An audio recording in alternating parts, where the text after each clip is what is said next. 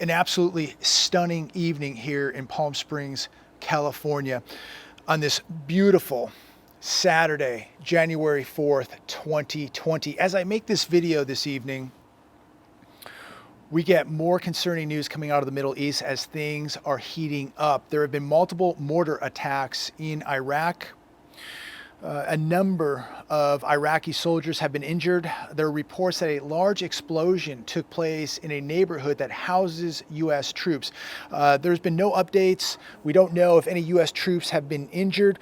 We also are hearing reports that U.S. aircraft have shot rockets at Iranian positions in Baghdad. So things are heating up, things beginning to get a little chaotic now here in the first week of 2020. And as things heat up, I have concerns. And one of them is, are we going to see retaliation take place here in the U.S.? I talked to a good friend of mine yesterday. He believes 100% that we will see retaliation take place on U.S. soil within 30 days. I want to know your thoughts. What do you think? Will we see retaliation take place here on U.S. soil, or is this whole thing going to calm down? Are cooler heads going to prevail? Is it going to die down, or is it going to get worse? And are we going to see retaliation taking place here in the United States of America? I believe that there's a good possibility that we do. As I said, my friend thinks it's 100% within 30 days. I want to know your thoughts. I want to know what you think. Is it going to happen? Do you think retaliation will take place here on U.S. soil? And it's a really scary thought, and it's a real possibility. And, you know, people that tell you that none of this stuff is possible, it's all becoming possible. It's all happening right now. People who tell you and who have told you so many things are not possible. We are now in 2020. Anything is possible. And this is why every one of you must continue preparing. Whether you live in a hurricane zone, a tornado zone, a fault zone like I do. So we have natural disasters. There are man-made disasters coming. You should be prepared, period, for a hurricane, a tornado, an earthquake, whatever your environment is. You should be prepared. But we should not forget what is going on behind the scenes. Things are heating up in the Middle East. Things are happening behind the scenes geopolitically, financially, spiritually. We have to be prepared for anything. So these people who tell you and who have told you none of this could ever happen, they are being deceived. And they are lying to you, because anything right now in 2020 is possible. This is a new era.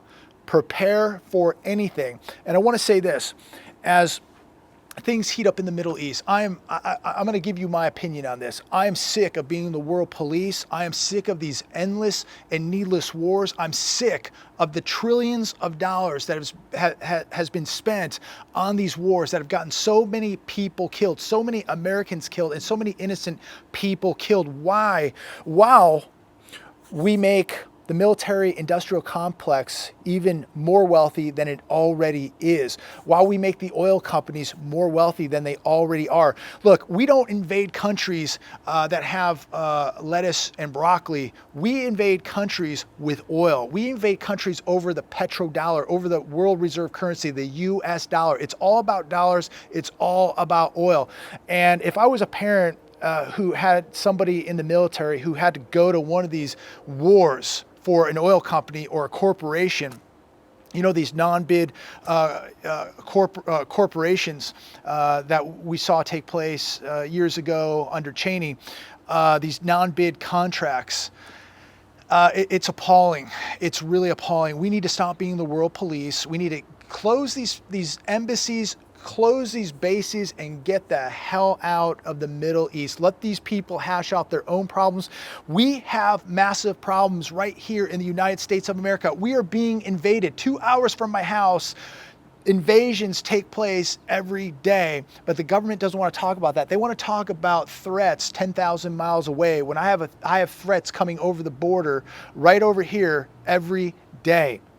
And nobody does anything about it. When are we going to start worrying about our own backyard instead of everybody else's backyard? We cannot even budget our own economy, yet we're running around the world with, I don't know, 180 military bases telling everybody how to live when we can't even budget our own economy, while we're $23 trillion in debt, $200 trillion in debt with unfunded liabilities, Medicare, Medicaid, unfunded pensions. We got people and vets living on the streets, Americans living on the streets, sleeping in tents and boxes and sidewalks, and we're 10,000 miles away spending trillions of taxpayer dollars. When is it going to end? Let's stop worrying about everybody else. Start worrying about our educational system. Let's worry about our infrastructure. Let's start building factories. Let's start paying our debt down instead of getting deeper and deeper into debt. And you know how we got into so much massive debt? It was because of these wars. So I'm going to leave it there. Let's switch gears. We're talking about America now and why we better start worrying about America.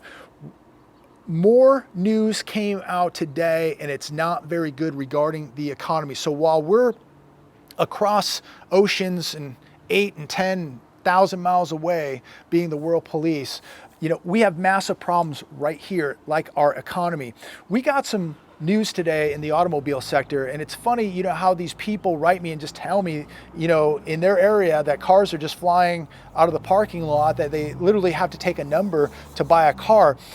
It might be like that in Timbuktu. It might be like that in Mayberry, but it's not like that for the entire country. We got the national numbers today, sales numbers for the fourth quarter, and they're appalling. Okay, so again, it doesn't really matter what's happening in Mayberry. If you live there and the auto market's great, okay, that's wonderful. But I want to go over the facts. I want to go over the real data of what's happening to the United States of America, to this industry, the auto industry. Fiat Chrysler, fourth quarter down 2.3%. General Motor sales fell 6% in the fourth quarter. Now, mind you, this is the booming economy. The consumer's healthy, everything is great.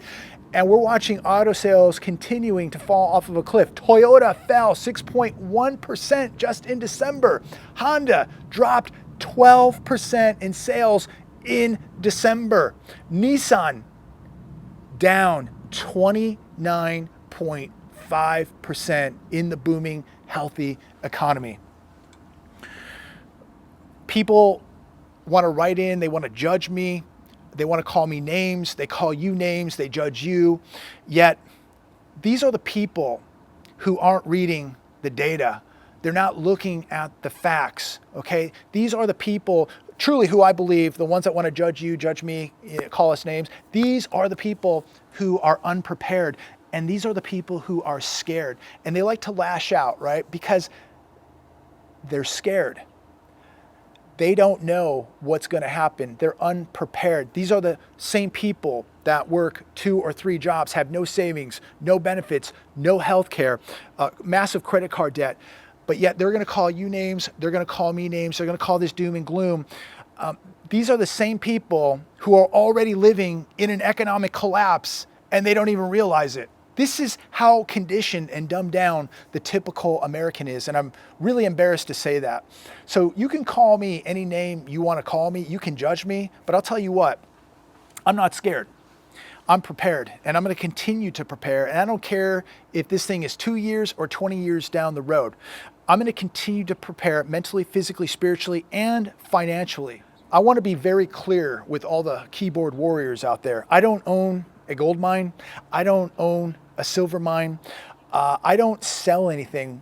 What I do is I do buy. I buy security. I buy food. I buy water. I buy gold. I buy silver. And I try to walk closer to God. I try to be a better human being. I don't care. There's people out there that think that I own a gold company or a silver company, or I sell gold and silver. And I've had to state this many, many times. I don't care where you buy gold. I don't care where you buy silver. I don't care if you buy silver or gold. I don't care if you buy it or not. I hope that you do. But I don't care where you buy it from, as long as you buy it from a reputable dealer. So you can go buy it at a pawn shop. You can go buy it from anyone online. You can go buy it from a jewelry store, a coin store, wherever you want to buy it from, as long as it's reputable. I think you should buy it, but you don't have to. I'm buying. That's it. I'm not selling anything. I'm buying it. So I want to make that clear to all the trolls out there who continue to want to judge me and say that I own a gold mine and I'm selling gold and silver. Yeah, I do recommend SD Bullion. I have a link down below. That's where I buy it from. And you know why that link is down there? You know why I buy from SD Bullion? Because so many people down below in the comments, when I first started this channel and started talking about metals, told me that they were the best place to buy. So I bought from them, had a wonderful conversation with them, and I like the company. And so from there on, over the last at least year, roughly, I've been making all my purchases with SD Bullion.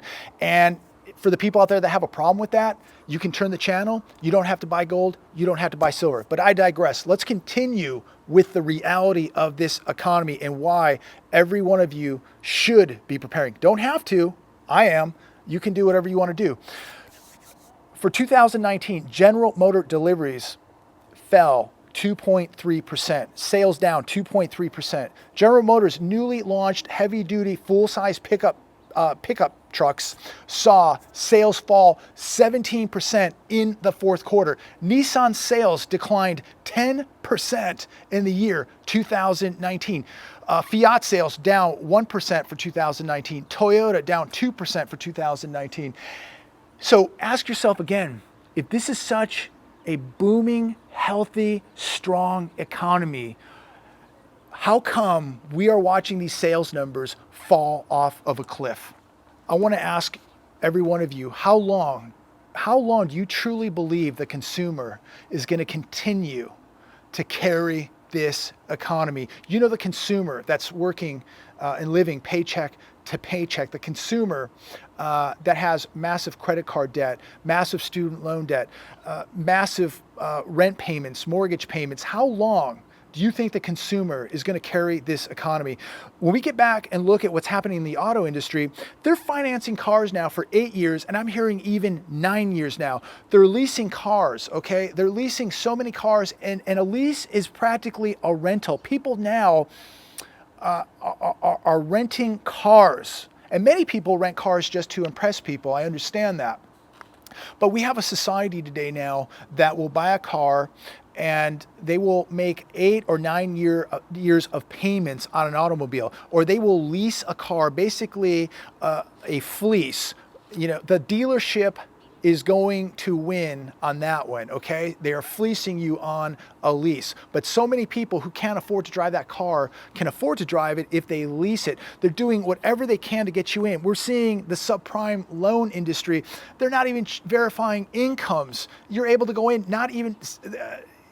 I think they only verified 7% of loan applications in 2019. They verified incomes on only 7%. So how many millions of people in this country right now are driving cars that they cannot afford? We know that over 7 million people are severely delinquent on their auto payments right now, but this is a booming economy. They're doing everything, including throwing the kitchen sink to get you to get to that auto dealership, walk on that lot, and get you in a car. Bad credit, no credit, subprime, 8-year, 9-year loans, leases, whatever it takes for you to get you in that car and drive off that lot, they're going to do. This is going to end very, very badly. There are people out there that will criticize me and say that I'm saying the same thing every day, and I completely disagree. First off, what we just went over just came out today. It's brand new news. Every day, I like to share new information, new news, new data, and new facts. So there's no way I'm saying the same thing every day. The message may be similar, and it may be an older message, but that is an old message for new ears. Now, if you're 100% prepared, if you have all the answers, I don't know why you're watching the channel. Turn it. If I'm boring you, you can always turn the channel. But it's always those people that like to criticize, but they never go away. They continue to watch. So, you know, hey, that's fine.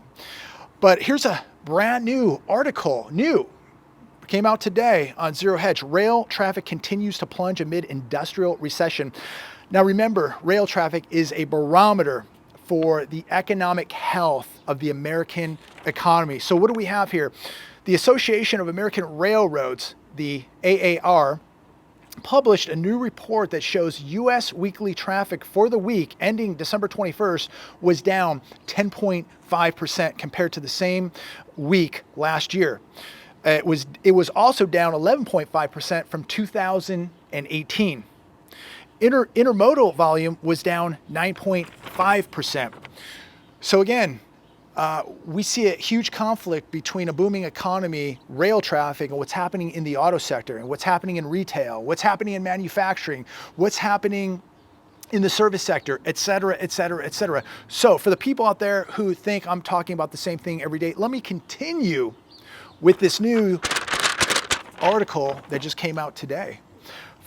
The first 51 weeks of 2019, U.S. rail traffic across all segments was down 4.8% from the same period last year, and intermodal units down 5.1% from last year. Canadian and Mexican railroads also reported traffic declines for the first 51 weeks of 2019. Both countries are teetering, if not already in recession. And remember this, I reported on this probably about a week ago. 400,000 rail cars are currently sitting in storage because of this slumping rail demand, because of this slumping economy. And guess what? Now we can also transition over and talk about trucking. Used truck sales imploding, new truck sales imploding, freight shipment imploding. Somebody please tell me where the booming economy is. You know, guys, I don't want to see America fail because I know what's coming when this economy collapses, okay? It's going to be ugly. It's going to be dangerous, okay? This isn't doom and gloom. This is reality. And again, for the trolls out there, for the keyboard warriors, go watch cartoons, go smoke your dope, go watch the Kardashians, do whatever you do. This is the real world, okay? I'm not here to sell anybody anything. I'm just here to give you the message that I have in my heart, that when I look around, the stuff I'm reading, when I'm driving around, when I'm at a mall, shopping center, when I'm in a different state, when I'm in a different county, I want to just report to you what I'm seeing. If the news is good, I'm going to tell you how good it is. But you know what? The news hasn't been good. This is getting very dangerous. So we now are worried about retaliation here. This could trigger what we've been waiting for, an economic collapse. Could you imagine if things started happening here in America, what this would trigger economically, financially in these markets? This would be the event that would light the bomb. And so many people, again, believe that can't happen because we're here in America and economic collapses, dollar collapses, currency collapses, retaliation, depressions, recessions, that just can't happen here because it's America. If you believe in that theory, you are really putting yourself in danger. And I certainly hope you don't have a family because you're putting them in severe danger too. Look, I'm just a person here in Southern California that is connecting the dots, putting the puzzle together, and just talking out loud.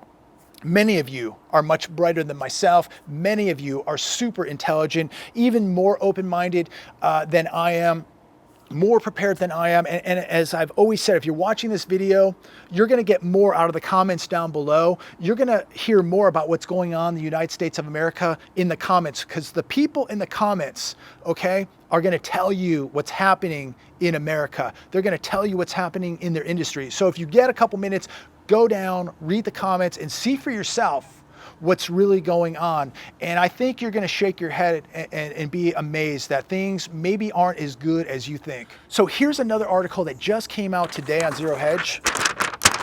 So for any of the trolls out there that say that I'm just repeating the same thing every day, I'm going to give you some more news. And this article is titled "Job Cuts Sparked by Bankruptcies Hit Highest Level Since 2005. That's today. This just came out today.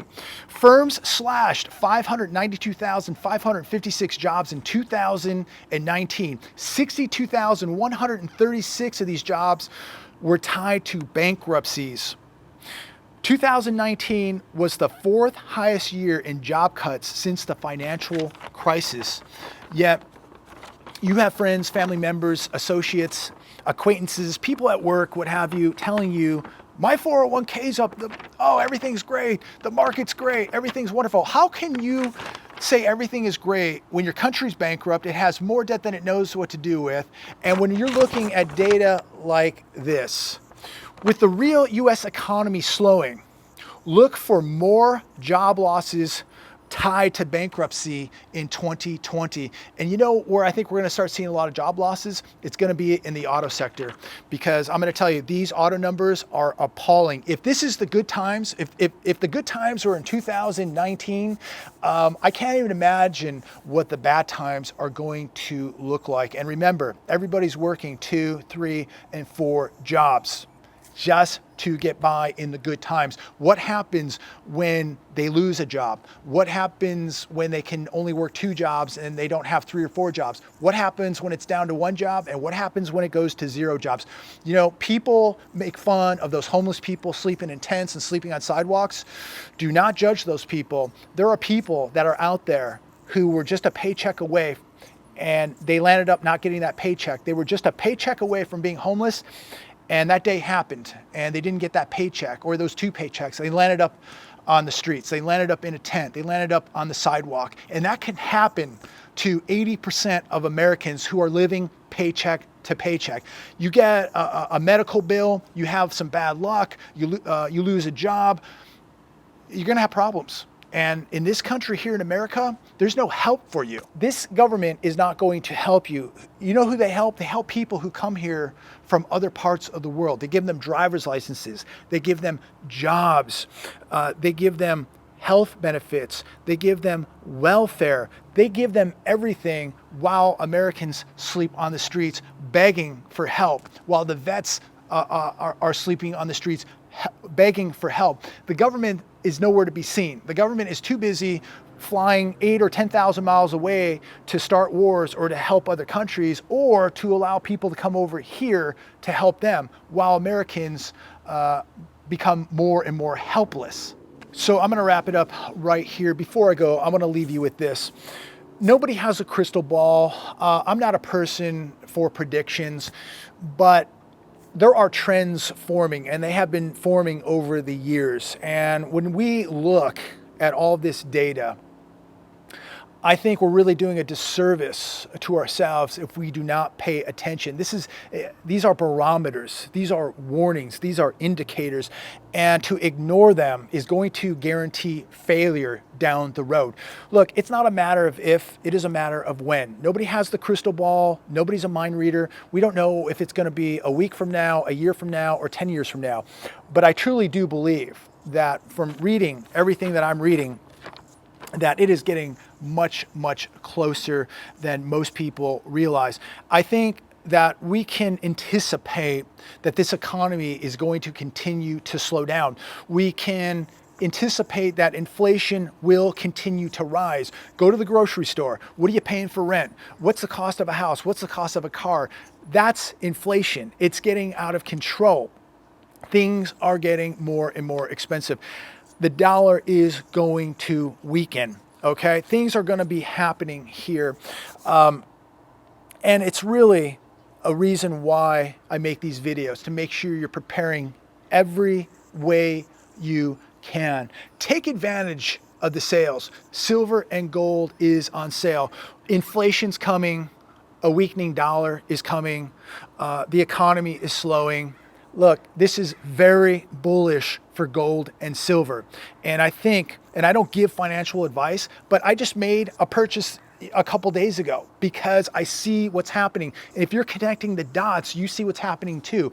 There's only a few things you can do to prepare. That's going to be your security. That's going to be food, water, gear, medication, things like that. And hard, tangible assets like gold and silver. It could be, you may have income producing property. You may have land. You may be able to grow food on it. You may be able to grow cattle on it. Those are assets. These are the things you're going to need. But right now, the 2 most undervalued assets that are on sale are gold and silver. And again, I'm not telling you to buy gold or silver. I'm buying gold and silver, okay? So I'm just sharing with you what I'm doing, what I believe is the right thing to do. It may not be the right thing for you, and that's fine. But I think one day, many of us will look back and we will shake our heads in disbelief on how cheap these things were and why wasn't everybody buying it? Why was everybody buying into these asset bubbles? Why was everybody buying into the stock market and overvalued real estate and overvalued land when the two most undervalued assets were sitting there? They will explode. When things get bad in America, these two metals are going to go crazy. And right now, they are on a blue light sale. I'm going to continue buying while they're on sale. And I will wait till these asset bubbles pop. And then that's when I'm going to jump into these markets. That's when maybe I'll buy a little piece of land or income producing property. That's when I'll get into those assets. But right now, why would I buy overvalued assets when the two most undervalued assets are on sale? You don't have to wait in a line. You don't get a piece of paper. You're holding real wealth in your hands. The stuff that's going to count when all this paper it implodes, okay? When all this paper wealth implodes, you want to be the person holding the metal, the real wealth in your hands, accessible, real wealth. Paper is going to implode. This economy and these markets will implode. And there are very few things that you can attain right now to prepare for it. Two of the best are going to be gold and silver. Have a wonderful weekend. God bless every one of you. Like this video, share it, subscribe, hit that bell notification, whatever you got to do.